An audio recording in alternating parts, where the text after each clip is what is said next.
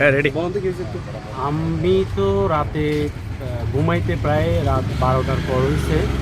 সকাল 7টার দিকে আমার ওয়ার্ড থেকে আমাকে ইকবালে ফোন দিয়ে জানাচ্ছে আমাদের সাধারণ সম্পাদক ওয়ার্ডে, বলতেছে এখানে আগুন। আমি তো শুনে অবাক, আমরা এত শান্ত পরিবেশ, আমরা কোনো ধরনের কোনো গ্যাদারিং নাই, আমরা মানুষের দ্বারে দ্বারে গিয়ে ভোটের জন্য যাচ্ছি, মানুষও স্বতঃস্ফূর্তভাবে সাড়া দিচ্ছে, ভোট দেওয়ার জন্য আগ্রহ প্রকাশ করতেছে। এই মুহূর্তে এটা শুনে আসলে খুবই আমরা দুঃখ ভারাক্রান্ত, কারণ আমরা মনে করি একটা সুন্দর পরিবেশে আগামী 12 তারিখ সুন্দর একটা নির্বাচন হবে, কিন্তু এটা খুবই দুঃখজনক। আমরা হৃদয়ে আঘাত পেলাম। আমরা আমাদের প্রিয় নেতা জনাব সাজিমপুর জেরিদাদাকে জানালাম, উনি বলতেছে যাই হোক তোমরা শান্ত থাকো, কোনো ধরনের কোনো উচ্ছৃঙ্খলতা করা যাবে না। আমিও আমার ওয়ার্ডে যারা আছে ওনাদেরকে জানাই দিলাম যে আপনারা কোনো উচ্ছৃঙ্খলতার দিকে যাবেন না।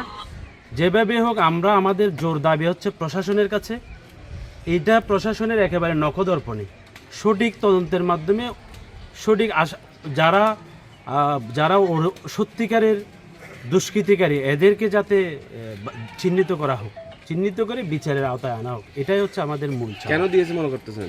আমরা মনে করি নির্বাচন যারা বানচাল করতে চায়, যারা একটা গ্রুপ আছে নির্বাচন বানচালের, আমার মনে হয় নির্বাচন বানচালের জন্য এটা একটা নীল নকশা মনে হয়। 12টা পর্যন্ত ছিল, তারপর এই সময় ভালো ছিল, তারপর আমরা বাসা চলে যাইয়া পড়ি, সে ফাঁকে থেকে মানে এই আগুন কীভাবে পুড়ে গেছেন সেটা আমরা তো আর দেখিও না, চোখে দেখিও না, জানিও না। এই আমরা সকালে আসার সময় আগুন পুড়িয়া দেখছি আমরা। মানে আমাদের 3টে আসন থেকে বান্দরবন, 3টে আসন থেকে বান্দরবন বিরোধিতার সমর্থনে বান্দরবন গণজোয়ার হইতেছে, সেজন্য দুষ্কৃতিকারীরা এই বান্দরবনে এই নির্বাচন বানচাল করার জন্য ষড়যন্ত্র করতেছে। সেজন্য আমরা প্রশাসনের কাছে বিনীত আবেদন অনুরোধ জানাইতেছি যে সুস্থ তদন্ত করিয়া সেজন্য আমরা বিচার চাই।